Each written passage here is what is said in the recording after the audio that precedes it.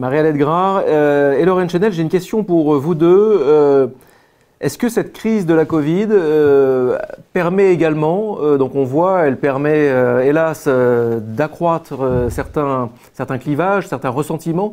Est-ce qu'elle permet également positivement de faire émerger de nouvelles solidarités, une nouvelle fraternité également? Est-ce que vous le constatez, ça? Marie-Alette Grard, peut-être?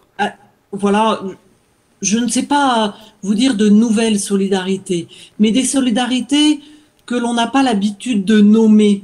C'est-à-dire que dans les quartiers dits les plus défavorisés de notre pays, durant le confinement, les personnes qui vivent dans la grande précarité, vous savez, sont quand même, comme le disait, vous le disiez tout à l'heure, sont quand même avec des pathologies qui sont les plus à risque avec cette épidémie.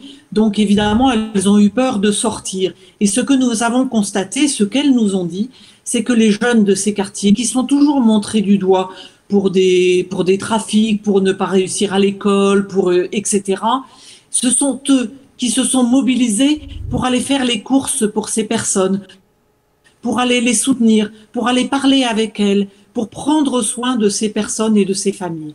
Et je trouve que ces solidarités-là, il faut aussi savoir en parler. Oui, je pense que c'est important d'en parler, effectivement. Lorraine Chenel, pareil, est-ce que vous constatez quelque chose comme ça?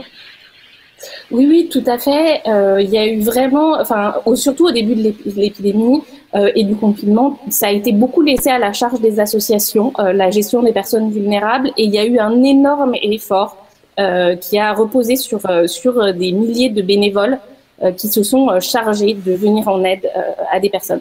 Et par exemple, pour revenir sur l'école, quelque chose qu'on a vu, c'est-à-dire plein de solidarité, de tissus de parents d'élèves, d'enseignants, trouvant des solutions pour faire des photocopies, pour s'assurer qu'absolument personne, même ceux qui n'avaient pas de liaison Internet, ceux qui étaient dans des mauvaises conditions de travail, puissent continuer à suivre leurs études, notamment au niveau primaire. Et paradoxalement, c'est peut-être en effet dans les quartiers où les situations sont les plus difficiles qu'on a eu aussi le plus d'efforts de solidarité.